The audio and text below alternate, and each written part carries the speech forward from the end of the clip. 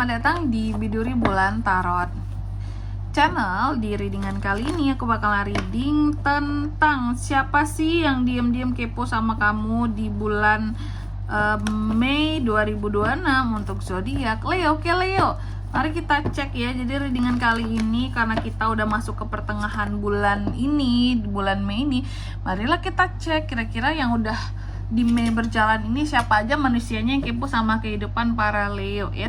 Kalau gitu coba langsung aja kita fokuskan dulu untuk tarik energi kamu di sini Leo 2026.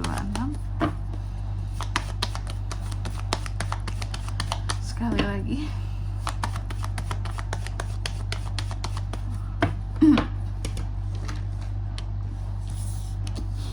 Oh ya teman-teman, dan untuk kalian juga yang mungkin mau personal reading ya sama aku juga bisa banget, silahkan saja hubungi nomor WhatsApp yang ada di kolom deskripsi. Jadi kalau lagi ada masalah itu jangan galau-galau sendiri teman-teman. Karena apa? Karena personal reading itu murah nggak mahal, jadi jangan takut buat personal reading, oke? Dan bertanya itu gratis ya. Kalau mau nanya info, price list, caranya personal reading, boleh banget langsung chat WA aja teman-teman. Karena itu nggak bayar pastinya ya kalau untuk bertanya. Jadi kalian bisa tahu gambarannya seperti apa daripada punya masalah terus dipendam semuanya sendiri ya. Zaman sekarang hidup sulit buat dijalani ya. Jadi setidaknya harus punya tempat untuk bisa bercerita tentang diri sendiri juga, oke?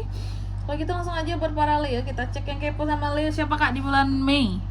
Ini kan udah masuk ke pertengahan, mari kita cek yang pertama energi utama si kepo. Yang kepo sama kamu adalah seseorang yang selalu menganggap kamu itu menjadi ancaman bagi dia. Adalah orang-orang yang dulunya kamu pernah juga memiliki hubungan yang katakanlah gagal sama nih orang ya. Mungkin gagal memahami, gagal untuk berhubungan baik seperti itu. Dan bisa jadi juga Leo menganggap nih orang penghancur sih kak, penghancur mood aku. Kalau dia ada tuh kayak mood aku tuh hancur banget sih, nggak mood aja gitu. Kalau orang ini tiba-tiba masuk ke dalam kehidupan aku, mood aku tuh kayak ambiar. Langsung apaan sih gitu ya. Kayak Leo itu males banget sama nih orang sebenarnya.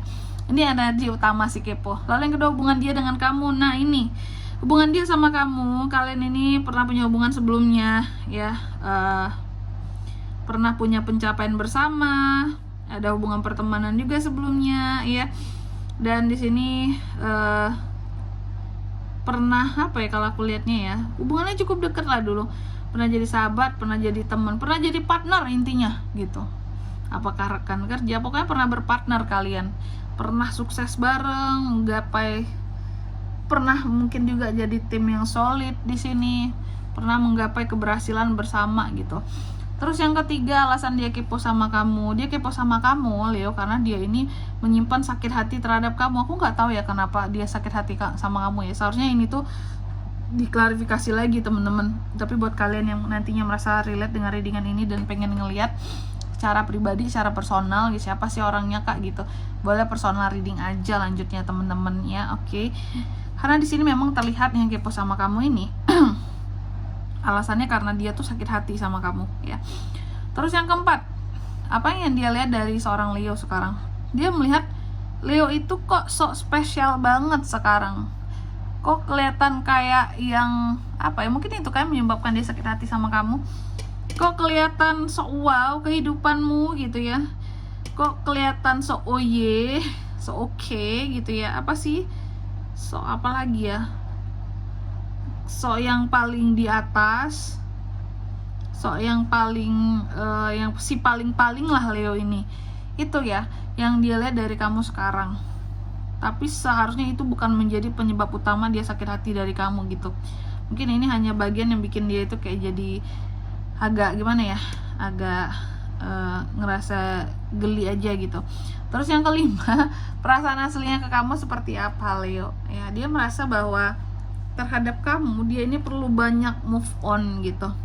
Dan dia merasa bahwa kamu ini memang banyak sekali pergerakan yang kamu lakukan dalam kehidupan kamu, cuma fail ya, cuma nggak banyak hal yang berhasil gitu.